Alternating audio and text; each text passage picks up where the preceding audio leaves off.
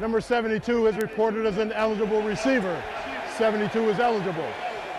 All 6'8", 330 of Zach Bamner eligible. Zach, before we talk about the Monday night game, the eligible receiver, the crowd, I want to go back to the post-game interview you did after the game. And you basically were saying that Pittsburgh feels like home. So why does it feel like home, and maybe why did your previous stops not feel like home to you? Yeah, I mean, I've been wanting to say this for about the year and a half that I've been here. Obviously, I've been taking a break from media just out of respect to not only the older guys, because they like that, you know, when a young guy comes in and starts contributing. I don't want to be woe is me. And then also Pittsburgh is just like that. Like, you can just tell the Pittsburgh people are about action more than words. And if you do have actions, then you can have your words. But I meant what I said. You know, I've been here all off season through the cold and the heat.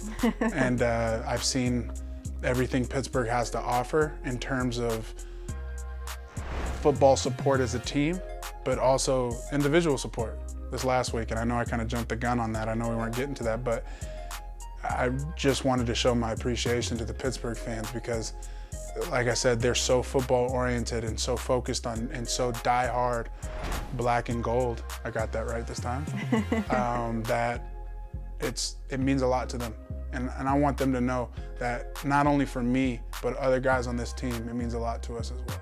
This offseason, I was here, so I saw that you were here in Pittsburgh. You mentioned, you know, roughing through the cold and the winters that are, you know, living in Pittsburgh, Pennsylvania. But why did you stay here this offseason, and maybe take me through the transformation that you did do to get to 2019? Yeah, so going into, obviously, I don't know, just a quick summary. I was drafted in the 4th round by the faceless team that we're playing this week. That's good. Good call. And then I was released at the end of camp on waivers. Got bidded for by 4 teams. I was with another faceless opponent that plays in the North as well. For my whole rookie season, 0-16. By the end of that 0-16 season, I was 420 pounds. I reported to Steelers camp around 370, so I'm already down 50-something pounds going into it, which is one of the reasons why the Steelers brought me in, because I had that part of fixed. But I was really just a guy, a just in case guy. And Coach T asked me, and I remember this like it was yesterday. He asked me after, I think it was week 8 that we played the Panthers on Thursday Night Football. You remember that? He said on Wednesday, the day before the game, he said, after the game on Thursday, meet me in Guy's office Friday morning after the game. And usually when a coach tells you that, you're getting ready to either be traded or released. I knew that from experience. And he brought me in and he asked me, he said, how do I turn you into a $50 million tackle? And he said either with this organization or another one, because I can see that in you, and that's why you were drafted, and that's why yes, you've had your ups and downs, but how do you think I turn you into that? And I said, I don't know, coach, you tell me. And then he looked at me and said, I think you should get a house out here. Where are you living? I said, in a crappy apartment on the south side, because I don't know when my last day is. He said, get a house and stay here in the off season. So week 8, I knew that they were going to give me extension. And obviously I didn't put that out there because there was 8 more weeks to earn that and solidify that. But when a team or an organization, like when I was at USC, sees the work that I put in and shows love back like they do here, I will run through a wall for anybody. I'll take a bullet for anybody, because this is my family, and I feel like this organization is somewhere where I belong, and I love it here. Number 72 is reported as an eligible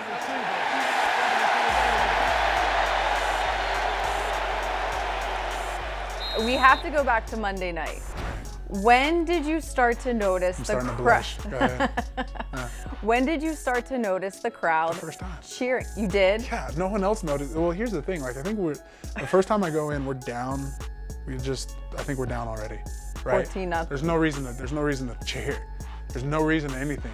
And also, it's not a coincidence, because I made sure, I just didn't want to be the guy to bring it up. Does that make sense? Yeah. So I kind of like smile and I keep my helmet down. And when I'm in the huddle too, when it's happening, I'm like looking to where I usually look, but I'm making sure I look down so people doesn't see me cheesing, because I noticed it from the first thing and it just got louder and louder. And now that it's a thing, it's gonna be a thing. So like my thing now is, fans, thank you. Keep doing what you're doing.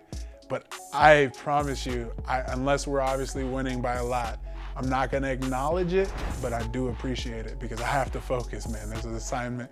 We can't just be out there, dang, or else guess what? I'm gonna lose my job and then you're gonna have another guy reporting.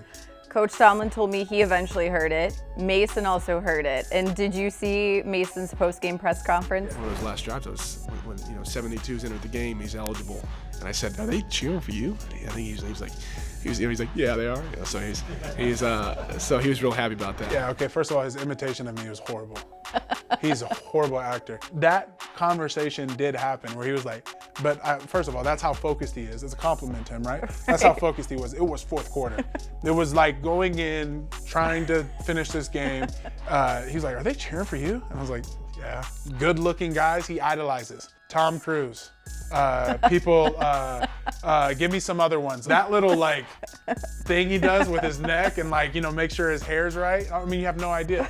You have no idea. He has more hair gel and a bigger comb than anybody I've ever seen. Since we're all calling each other out, Mason, thank you. I appreciate that. We should preface that you and Mason are good friends. Yes, very good friend. George Clooney, that was another person. Brad Pitt, go ahead. All right, so other than that, what don't we know about Mason? Oh, you're trying to dig safe. here. Here we go. That's safe. safe. Yeah.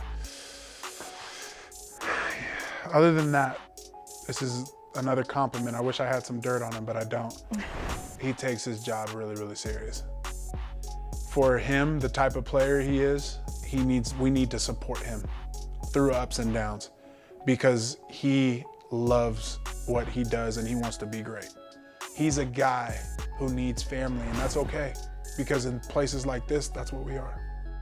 Lastly, for you, going back to 72 is an eligible receiver. Are we ever going to see you catch a pass? You can't tell things like that. Okay.